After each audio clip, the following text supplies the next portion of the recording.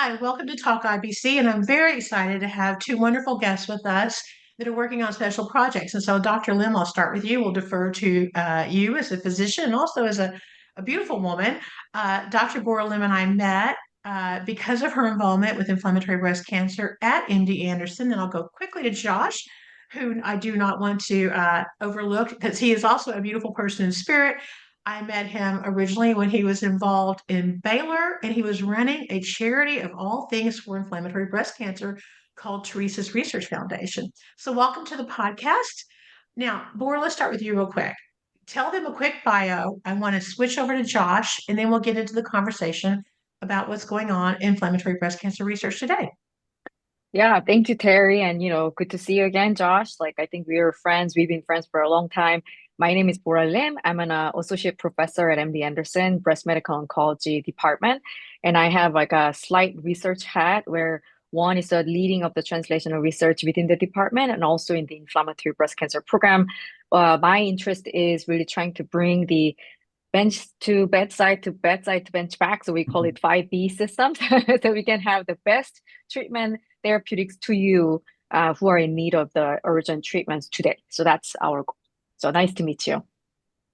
Good to be here. Now, Josh, let's do you because I must admit, the first day I met you, I did a double take because you were like interested in inflammatory breast cancer. I'm like, wait, what? Nobody here knows what that is. Yeah, So so you were my out there doing things for a long time. yeah. So it's great to be here today and see some old friends. And so we have a foundation, Teresa's Research Foundation. It's for metastatic breast cancer. It's been around for 12 years, but of course we have a deep interest in inflammatory. With my work, I also worked at over 10 years at Baylor College of Medicine. And so I got to learn a lot about inflammatory breast cancer and kind of how important it was and how much need there was there. And so it was when I got to meet you and learn about all the great things you've been doing, Terry. Well, it was exciting to me because so often when I first started talking about inflammatory breast cancer when I was diagnosed in 2007, people told me, oh, there's no such thing, or it's so crazy rare, it didn't matter. And so it was very encouraging to me to meet you, Josh, because you started your foundation just a little ahead of us. And I thought, wait, this guy's actually making something happen. Maybe I can make things happen too. And then I love the fact that now we've kind of aligned, we're going to do things together. And then you were at Baylor, and now as I understand it, you're running the foundation full time. Yay. That's a brave leap of faith, but also it shows promise. And Bora, I met you at MD Anderson, and Mhm. then you left for Baylor for a little while. Now you're back at MD Anderson. So I love that knowledge share. And I love the fact that we're all working together. So, where do you want to start about what's going on in the world of inflammatory breast cancer? Who wants to go first? Mm, I mean, I guess I can maybe start by, what we have been doing in the research area, and then I can, move the baton to Josh, who has been really critical members to make this really happen within the Texas Medical Center. So Terry, you mentioned, when I first came from Pennsylvania, driving, I don't know, 230 miles, where I don't even know like how many miles, for like 2.5 days from Pennsylvania to here to join my first faculty position at MD Anderson. I met a lot of people, wonderful people, but inflammatory breast cancer was always really speaking to my heart. The two reasons. Number one, it is one of those cancers that kills so many, patients, just no good reason. 10% of breast cancer cause mortality comes from IBC. But then the flip side of it is that there's so little things that's been known. And even though there was a dedicated group of researchers and clinicians within MD Anderson who's been focusing on this IBC for a long time, I just felt like we could still do so much more because we were losing patients all the time. So that really spiked my interest. And one of the things that I wanted to do as a young green junior faculty was that, okay, well, we are in an IBC dedicated group. Still, a lot of clinical research will, not include IBC patient as their participant. So can we actually create a group of IBC dedicated clinical trials utilizing any resources we have in MD Anderson and make sure that every single setting, either stage 3, stage 4, HER2 positive, HER2 negative, triple negative, metastatic first line, metastatic second line, can we create a different platforms of the research in there? So for first 5 years, I spent a long time trying to work with the pharmaceutical companies and within MD Anderson and outside of MD Anderson, trying to create that portfolio. And through that process, we learned a lot, so we were able to launch one of the few dedicated IBC, the EGFR targeting, immunotherapy, HER2 targeted tyrosine kinase inhibitor combinations. And while many of these studies didn't really have a exceeding score as we were hoping to, from collecting, obsessive tissues and blood, now we are at the point that we close all of this first chapter of clinical trials, analyzing them and really learn where the critical gaps are. So the next few years of the forefront that is coming in is, okay, what did we learn from this first generation of the clinical trials? What worked, what we didn't work, if it didn't work, why it didn't work. So like, for example, there's a tumor-associated macrophage that we knew for a long time in the animal study. Is also shown that its importance in the human data. There's a TGF-beta pathway, just a chronic inflammation pathway. It is very obvious, being an inflammatory breast cancer, that is something that we have to pay attention, but it is actually showing in our tissue analysis that is actually indeed true. So some of our upcoming study that we're trying to open in that IBC and associated TNBC space, we think that that's gonna hit that very critical gap that we couldn't address in the previous study.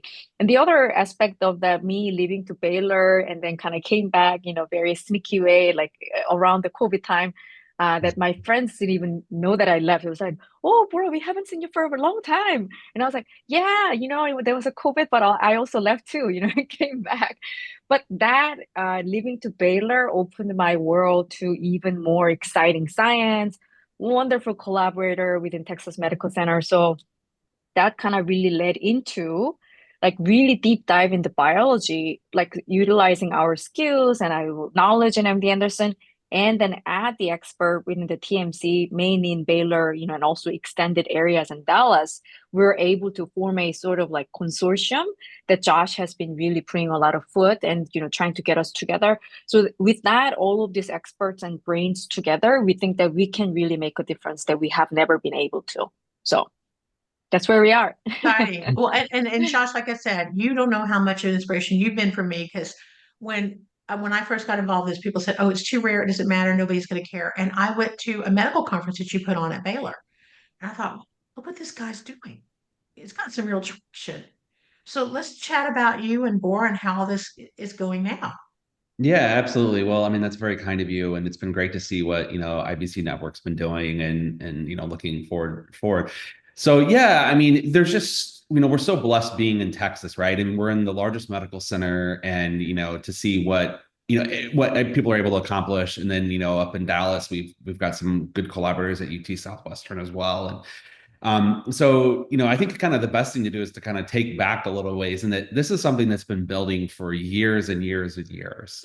So this isn't something that was just kind of thought of in the last month or two with everything going on in the world, and even in the last 6 months. This is like years in the making, as Bora alluded to. And so, it starts with her and I meeting. There's a wonderful advanced breast cancer program at MD Anderson that I've been a part of for a long time. And I think the first thing people should always know is that Baylor and MD Anderson are very friendly. The researchers, No. go back and forth across the street and to work, and also just doing lots of research grants, and just are very friendly. And so that's actually how Bora and I met. At the time, I referred to her as Dr. Lim, and now, of course, I'm required to refer to her as Bora, or she'll yell at me. But we both were, this was pre-COVID, we were both asked to present our research projects that we were working on at the time. We work a lot. I work a lot in the patient research advocacy space, bringing research advocates together with oncologists and researchers to help accelerate discovery. And so I was presenting, and she was, of course, presenting some of her amazing IBC data and some of the work she does with Dr. Nick Nevin. It's just amazing.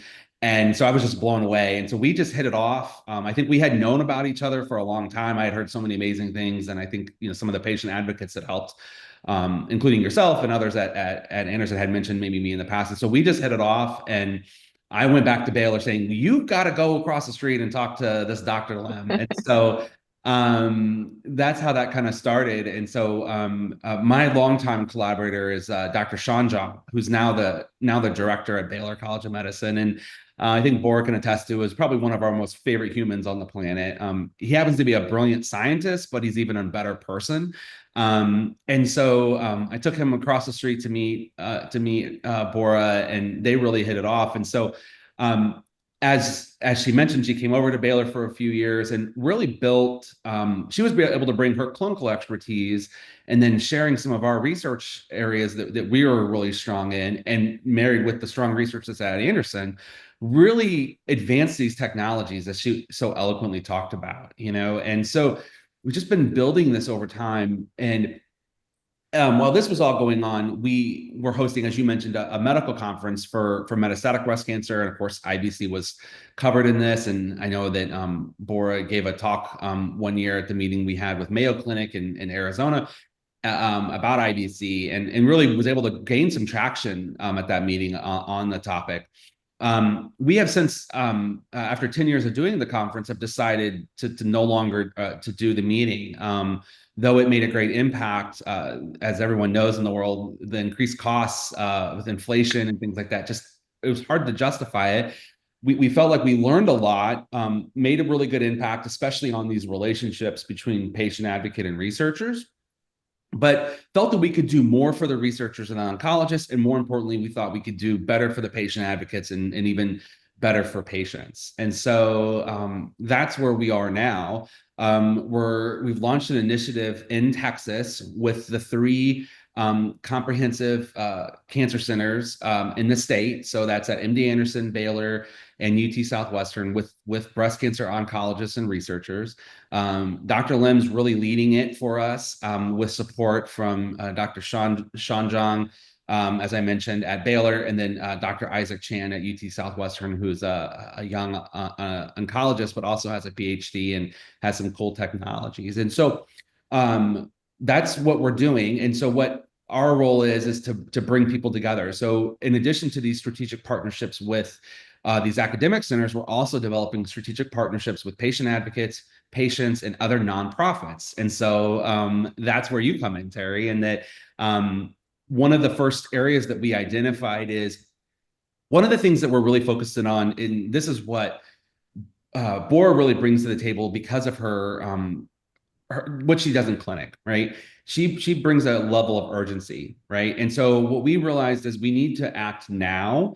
And instead of kind of sitting back and kind of developing a complex, plan and taking all these years, which can be done, and that's also a good role too. But given the need, especially in IBC and in metastatic, that's not an option here, right? And so we're really focused on developing long-term curative approaches for metastatic disease, and that's of course involves all subtypes like IBC, and so what we're doing is working on a large grant together right now that the team is working on, and including another researcher at Baylor by the name of Bing Zhang, who just does this amazing omics research. And so yeah, we're really excited to move forward with that and kind of expand on it. And we're going to put some links in the information so people can find you through Teresa's Research Foundation, and then also Dr. Bora Lim at MD Anderson. Now, I know, okay, I say this all the time when I get together with you researchers, but I want to repeat it because I think we need to drill it home. When I was first diagnosed with cancer, I just assumed that you guys were given a bucket of money and said, here, go research. I had no idea how hard it was to get not only grant money, but grant money for rare diseases. And I had no idea how little money went to late stage cancer. That's how I got involved. It was because literally a researcher showed me a paper one day that he had gotten a 1 score on it from the DoD that they said they would fund. They put on a pay if. It's a 1, but pay if. Pay if we have it. It was put at the bottom of the list, and if they didn't run out of money before they funded everything else, he'd get it because they said it was a rare disease and too low impact. So kudos for you guys who risk your careers, because I know if you don't have a grant, you don't have a job. But also, what is it that you want people to know about Bora? Like what science is coming up? What do you think is going to be to go from bench to translation to patient? That's a long time. Obviously, we need caution to not hurry, but we would like to shorten that time. But what do you want people to know that's coming down the pipe? Or what have you seen that, they kind of didn't expect? Or where do you want people to know? And I'm going to say one more thing before I quit talking. I always encourage people, if they have the bandwidth and the means, even if they're getting wonderful care locally, to tap into an academic center. You need their biopsies, you need to put them in your data. And you can then take that care back home and work as a team because we keep talking about teamwork. So, anyway, okay, those are I threw a bunch of things at you, Boris. Sorry, but you're smart. You can do it.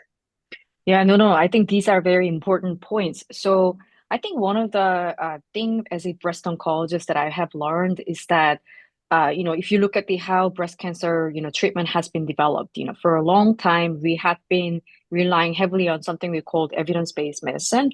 And of course, that's how we learned the cardiology, how, to protect the people from diabetes. And so the model there is we have a large number of patients and one patient group received the current standard therapy, which you think that we can improve. And then there's this other drug X that we call the intervention. And then you have the intervention, and then we kind of give them a stratification, say, older age, we try to evenly distribute them. We have like other factors. We think that it might confound the result. And so that type of model is wonderful. That's how most of the knowledge that we have gained. That's how we know the chemotherapy work. That's how we know the radiation is important right after the surgery. That's how we know that how the endocrine therapy should be like 5 years, 7 years, 10 years.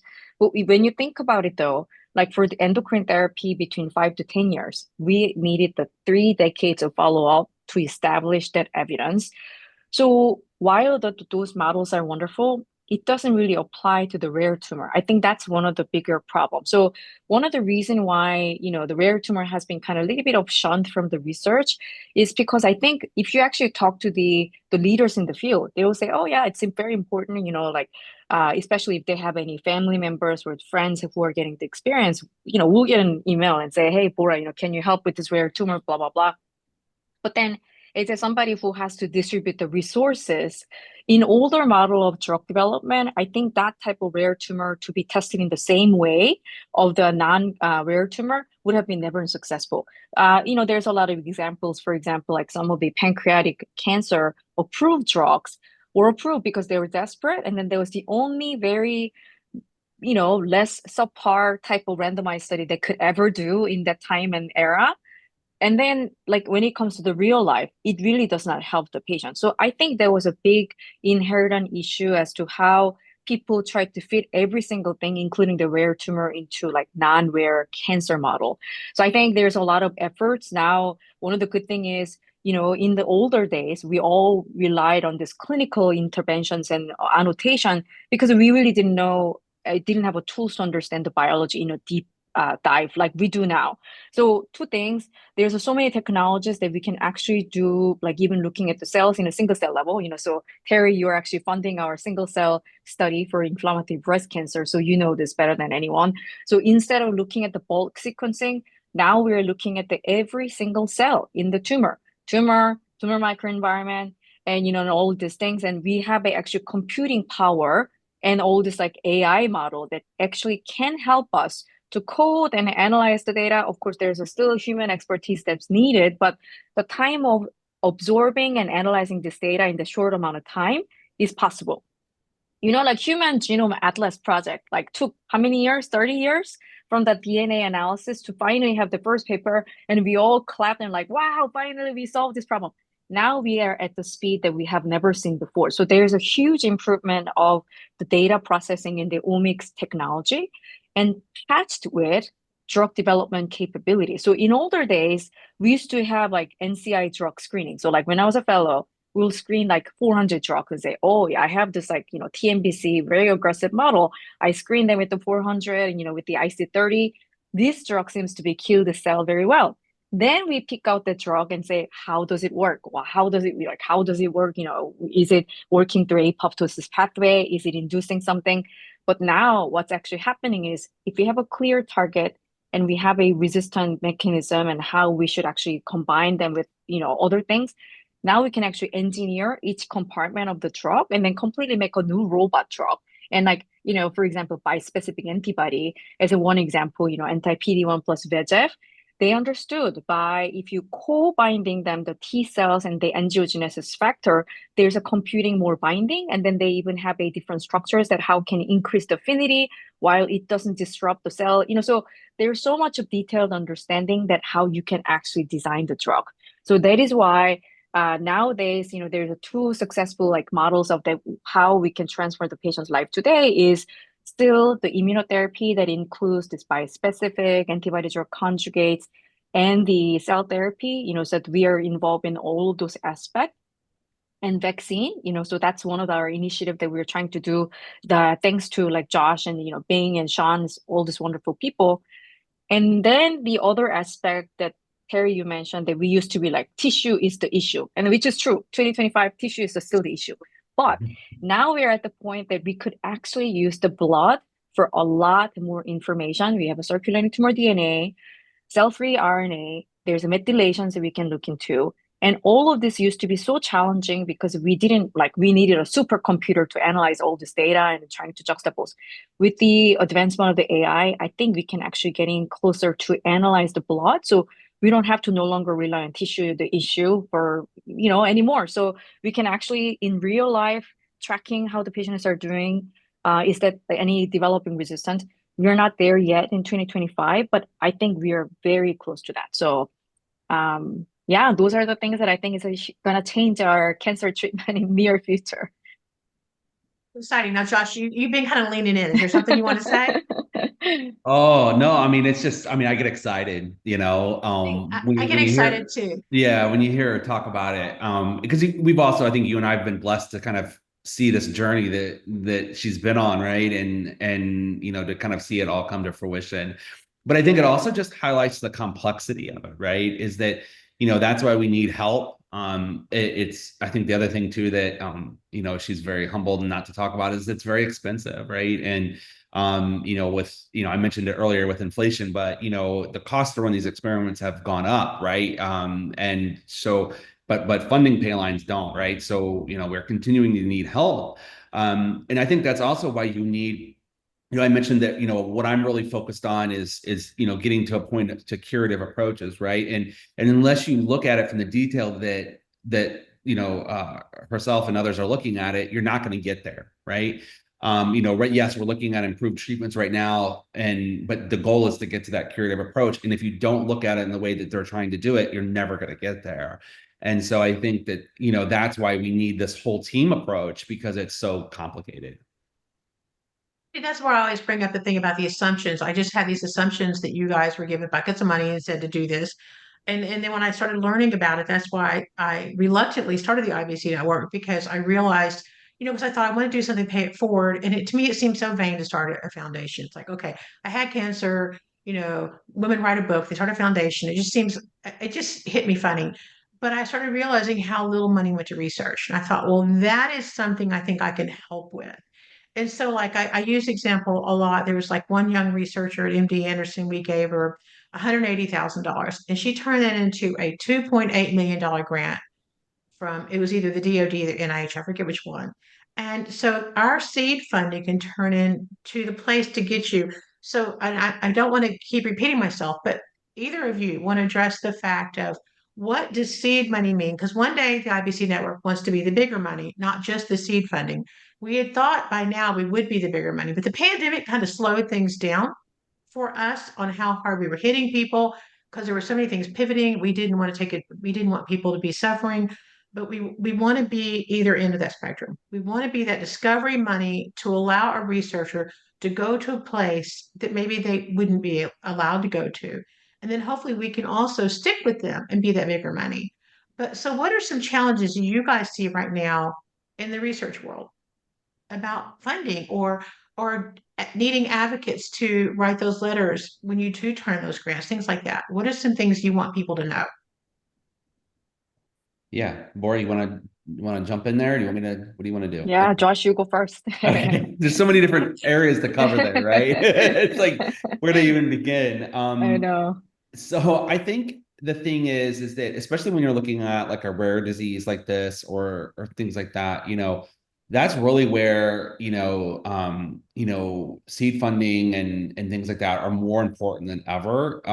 Especially, and I think, yeah, so I think I'll focus there first, because I'm already thinking about jumping to the next thing, and I'm like, oh wait, no. But I think, yes, like you said, being able to turn that and leverage that, right? Because that's really what we need to be able to do is show that there's a translational benefit, right? Or a real clinical benefit. And so that seed funding for something like this can really show that. And then that gives us increases our odds of when we're submitting these grants and looking for other funding as well. The thing that was also distracting me is kind of something that's a real passion for me, and I know from Bora as well. And you mentioned it a little bit there, Terry, is the young investigators. So with my work at Baylor, it really opened my eyes to young faculty, trainees, the transition to becoming a full-fledged scientist and have your lab, or to be an oncologist at an academic institution is not a trivial thing.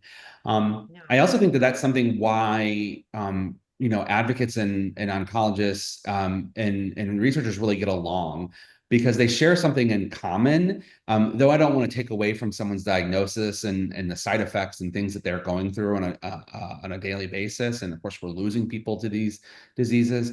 But the one thing that they share is that they don't complain.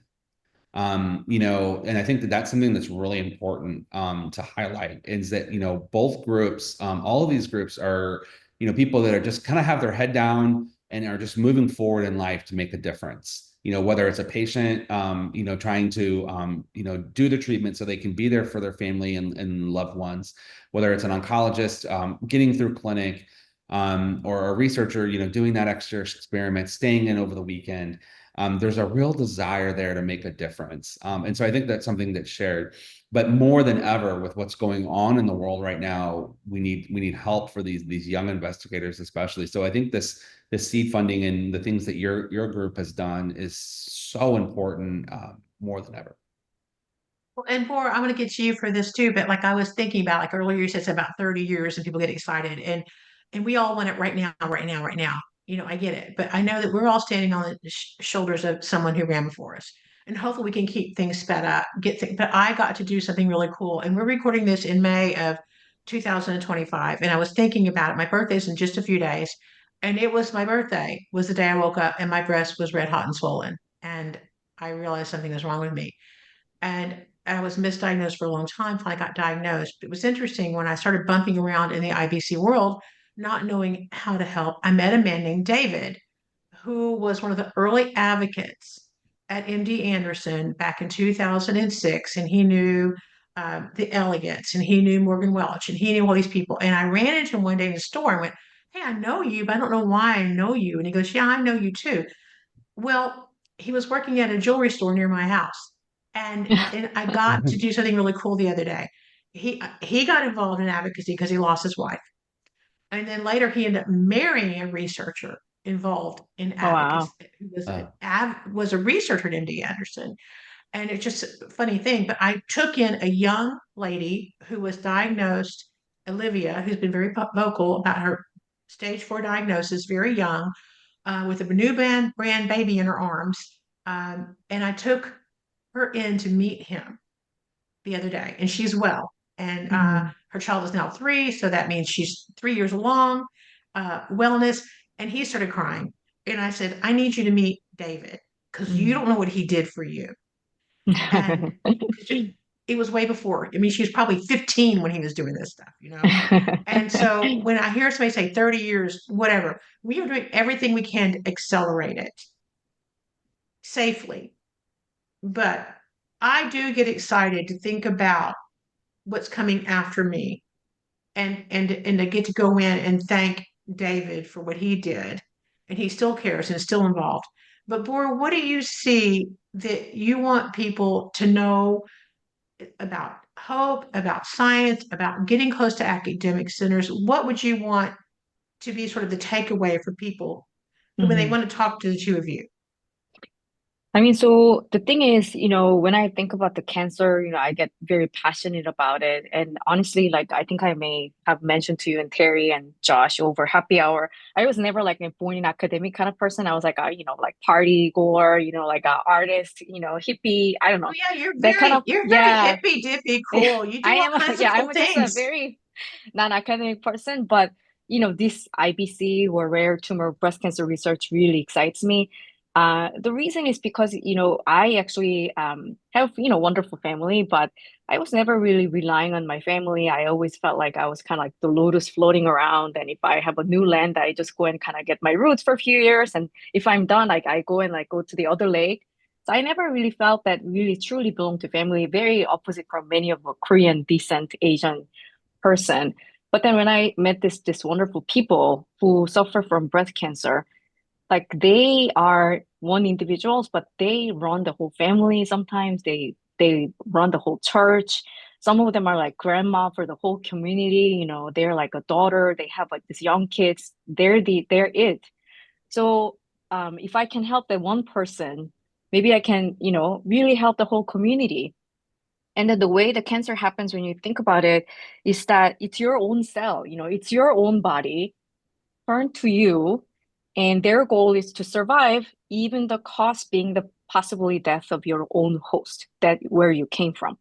So it's kind of like it's very so because of the nature of the cancer, it's very tricky because it mimics a lot of like what you actually naturally supposed to have in your body, and yet it has an ultimate survival advantage. So that's one of the reasons why even if we go through, I don't know, future changes, who knows, maybe AGI will take over the humanity, blah, blah, blah. I still think that the cancer is going to be in our butt and, like really being the pain in the butt. And so that's why if we invest now and continue whatever the giants of the breast cancers and the cancer world has been doing and accelerating, I think we could still kind of potentially help that in the future generation, even if we live in Mars, for example. I think the cancer may actually not disappear for a long time. So that's how I see it. And so one of the things that we could potentially do in 2025 is by utilizing and putting all of this together and really trying to create a map in the best way that we can actually do. So like, one of the things that it's a little bit of side project, but I've been always passionate about it, the single cell, project. So even though I'm a rare and aggressive breast cancer person, I still spend the human breast cell atlas, trying to understand the normal breast cell. And then I was a little bit involved in the DCIS, just pre-cancers. Then we have this ongoing analysis in the TNBC, IBC, luminal B, which is one of the cancers. And we have the final gift program where patients donate their body at the end of the crime scene. So by understanding all this chronological evolution, then maybe we can intervene upfront so we don't have to go through all this painful process and maybe advance the way that we can actually help our even stage 4 patients to be cured. And one thing that I learned as very early on is that I can't do that by myself. We need a whole community. Like, so when somebody asks me like, hey, Bora, so what do you actually do? And they're like, oh yeah, Bora, you're doing this, you're doing that. It used to be considered as like the model of failure. They will say, oh, you're ADD, you do too many things, you're going to set up yourself for the failure. But I actually tell everybody that what I am is the translational contractor. So if you need somebody who's going to do proteomics, I know the guy who can do the best proteomics in the world. If you want a next generation sequencing, I know a person who can do the best next generation sequencing. I know a guy who can do the best single cell sequencing. But who's going to put it together? Me as a translational contractor. So my job is to develop getting all of these experts together, make sense, and get the best therapeutic blue map today and deliver to the patient, and then continue to cultivate and improve so the next patient will be better than the one prior. So that's how we see it, and that's why we need a lot of people both in the community and the science world, to bring this together. And that's a little bit of against the academic model because, academic model has been developed that you are so great, you're the expert, you get a recognition, you get a funding, big funding, and then you keep generating the data. You are the first author, last author in the big paper, and then that's how you recognize for the next grant. So I hope in some way it's very unfortunate what we are going through now in the funding situation. It's been very sad. I'm at least clinician, so like in worst case scenario, I can go and treat patients and get them vaccines. So I have a means to still survive, but a lot of scientist friends are at the verge of survival. So it's been very painful to watch. But I think this might give us an opportunity that we can really think about how we're going to recultivate the next generation of academic model.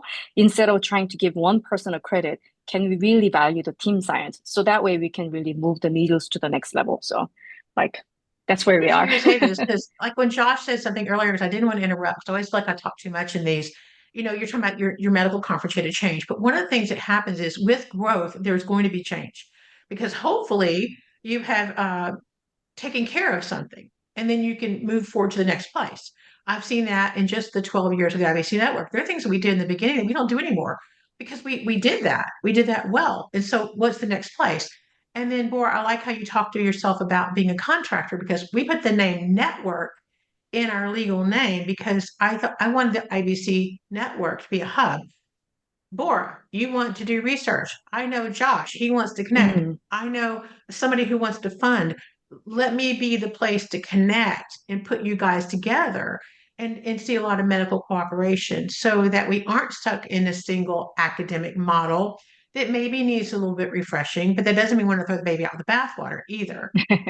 Yeah. And I know one thing that really got me going is how little money went to a Dr. Oliver Bogler, who used to be with Baylor, who's now I think with the NIH. NCI, I think, He yeah. did, yeah, he did a paper for me showing how much research went to inflammatory, and there was less than 120 grants in over 20 years, and that number's not changed very much. And what number it has changed is from the IBC network. So he made me see because in my mind, if we can do something about the rare cancers, the really aggressive cancers, the late stage cancers, hopefully that will apply to something that's earlier stage. And like we're not in the panic mode, like what you mentioned with, some of the other cancers. So Mm. how do you guys want to wrap this up? Is there anything I didn't ask you that you wanted people to know? Um, yeah, I mean, there's so much. I mean, I think it's there's so many different things to say, right? I mean, I think one would be trust, right? I think that's something that's really important. So, I will just add that, not only have I known Bora forever, but she also took care of my wife who was diagnosed with stage 3 breast cancer. And that really opened up a lot of my eyes a lot. I had gone through it with my mom, of course, all the way back in when she passed away in 2013. But it was a very different experience going through it with my wife, of course, and having a young family. But it also just gave me, I thought I knew Bora, right? And but she actually, like I said, took care of my wife. Getting to see her do that in real time, right, with my own family, just gave me such a bigger appreciation for her. And also just the understanding the need to I kind of look at it like this way. There's no turning back now, right? As you said, we evolve over time and try to find new things and how to advance ourselves, right? And I think that's what it gave me is going through that with my wife and watching the amazing care that was provided to me because of Bora. And Dr. Woodward, who a lot of people know, was also instrumental in my wife's care. Who's she's a veterinarian, and so there's a lot of sensitivity that went into that to make sure she could still practice and all those kind of details. But the details, right? That's what I would want to leave with. That's the thing is that if we're trying to get into these curative approaches, and you mentioned it, Terry, too. What's great is that you learn in one thing and then apply it to the other. I think Bora talked about that, how she has other interests as well. That's something I've really learned a lot as well in my different roles I've had is, all these things are kind of interconnected. And so if you can learn one thing in another, it's potential to apply it in another. And so though, for example, this is kind of a rare disease, I believe that, we're going to learn a lot in some of these studies about triple negative, and we're going to learn a lot about, metastasis and different technologies and things like that. So, yeah, I mean, I think it's just kind of, there's a lot of thought behind this, and I think that's what I would want people to know. And I think with what's going on in the world, I don't want to dive too into it, but I did just come back from DC, and I think there's a lot of hope out there. There's a lot of amazing patient advocates really trying to push the needle and just create awareness about what's going on and why it's so important. I think, Bora, you touched on it so well. This isn't going away. this problem is not going away, right? And so the best thing to do is find a new way forward on how to attack it. And that's what we're trying to do here. All of our heads are bobbing. So if you're listening on Spotify or audio, all of us, our heads are bobbing. Everyone's smiling. No one is feeling hopeless, but I think we do want to focus, and we also want to encourage people to do something, to, advocate, donate, participate. If you are in treatment, and like I say, if you can, and like you said, we don't necessarily, the issue is a tissue. You may not necessarily need that biopsy, but that physical biopsy, but or what would you say to a patient who maybe is happy with their care in small town, wherever? What does that mean if they take a minute and come to an academic center to do a little team? I think that's something I kind of want to wrap up with. What do you think about that? Yeah, no, I mean, it's been such a wonderful, like refreshing discussions that we're having, and it gives me a lot of another thoughts. But so that area, especially when it comes to, like the second opinion, we call it like second opinion and third opinion, fourth opinion, sometimes in fifth opinion, seventh opinion. I think the 13th opinion was the highest that I have ever seen. But I think actually in the end, the way I see it as a provider is that it's your personal right and your like I don't know, like your privilege. So of course, I have met patients. They're like, oh, okay, what you're telling me is not too much different from my hometown team, So why did I have to come all the way here? And I said, well, I mean, the validating that what you are proposed at home is the same as what we are offering. I think that's actually great reassurance. And so the way I see the second opinion in early stage cases, mostly the insurance, so just in case there's a very small nuances that might actually by a slight change, maybe you're, for example, in Josh's case, that let's say if somebody has a very fine motor skills that is required for your daily work and, the brain functions and all these things, sometimes that very small nuances of the expertise can make a really long-term difference. And Terry, you have experience with lymphedemas and things like that. But more importantly, when it comes to a little bit advanced setting, I think actually something we call it as a sixth sense. I think there's actually official neural something term for it, but there's actually sixth sense of the clinical team and then the clinicians and all the researchers when you're dealing with that special disease. Because by seeing and dealing with a lot of that disease, and think about it all the time. I used to think about it IBC every single day, sleeping like 4 hours a day. By doing that, there is the sixth sense that we can actually bring to that patients that nobody else may be able to capture, that could potentially make a slight difference that can turn the course to a completely different area. So I think I would say if you have a means to it, why not taking advantage of it? If there's an expert center, go and see if it actually that's one thing that is you might have needed or not. Just knowing that, they may have a slightly different, recommendation, but that does not mean that one team is right or wrong. It is just more of a, I kind of explained it as a, going to a, I don't know if I can say it, like Cadillac shop for your car, and then they're like, oh yeah, what do you think about this back rear mirror, about this angle, 108, like who cares about that? But sometimes that angle difference could make a huge difference. So if you have a chance, take advantage of it. Don't be afraid to be participating in the research that may actually save your life and your, loved one's life. So, and then if you have any questions, we love to now even have a short video, whatever that we can share with the team. So, and then, Terry, Josh, like they're wonderful. They sometimes deliver the information the way better than we can actually do. So they're like this lay term experts. So if you don't hesitate to reach out to them and get the as most information as you need. So I really enjoyed talking to you guys. I could talk to you for forever, but I appreciate your busy schedules. And I want to thank you on the behalf of all the people who never get to thank you for what you did, because I do know, even if they've not met you, treatment has been affected by the things that y'all have done. And so there's always that that I always try to say, let's see, the thank you I never get to give. I never get to thank Morgan Welch, someone who made something happen for me. And people don't get to thank you. So I want you guys to be encouraged, because there are people alive because of what you did. And I love what you said, Bora, about when you save the woman, you can help save the community. I think that's very, very important too. And I would love to see as much good come out of what we do as possible. Any closing thoughts before we go for the day? No, I I don't think mean, so. yeah, I mean, what I can say, like, just really briefly, I know Terry, you mentioned about what seed funding. When I used to be that assistant professor who sleep like 4 hours a day and drink like 2 monsters a day, I didn't really have much of the grant funding. There was a lot of clinical activity, a lot of clinical trials they were bringing in, but I actually didn't really have a way to kind of independently apply for my funding just because I was just so busy and overwhelmed. And I needed this one data set to be analyzed, trying to have the preliminary data to launch my next clinical trial. But I didn't really have that money. And after like being a third year assistant professor, I think the institution gave me this like a little tiny money, thanking for me to spend so much time on the research. It was not a lot of money, but that was good enough to be able to analyze the data and then put that for the preliminary data, get the next IIT approved. So that is what seed money is. And so if you ever feel like, okay, is that little money going to do anything?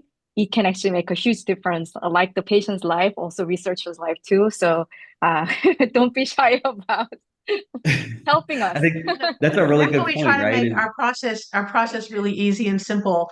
We have a rolling invitation. There's not a one time a year deadline because I know y'all's lives are difficult and we try to make it as easy as possible. What were you going to say, Josh? Oh, I just think that's a really good point in that, like, not only can it make a difference in their lives, but you're gonna, you might be able to get someone over the line that to really, focus on this disease area and really make a difference in patients' lives. I don't know. I just like that she said. I think that's a really good point to cover that as well. And yeah, Terry, just I mean, what you guys do, I think your flexibility with this, these rolling deadlines because the target's always moving, right? And I think you're always able to able to step in when needed and you've done that countless times, I know. And we're certainly looking forward to working with you on some of these new initiatives. Can't wait to hear more. And thank you. Today we've been talking to Dr. Bora Lim at MD Anderson and Josh Newby, who is now a full-time, I guess I'm giving you a title, executive director, right? What is your Yeah, title? yeah, yeah, Yes. Yeah, yeah, he's been at Baylor for 9 years. He started Teresa's Research Foundation 12 years ago. And I think based off your mom's experience, and then later it was for your wife, right? yeah, Having yeah, cancer. yeah. So you've had a long vested interest, and I appreciate your selflessness in this. And I also appreciate the leap of faith that you're taking, leaving a secure job to be head of a charity to make a difference. So thank you both for talking to me today, and I look forward to future updates. Awesome. Thank you so Thank much. you. Thank you so Take care. much. Thanks.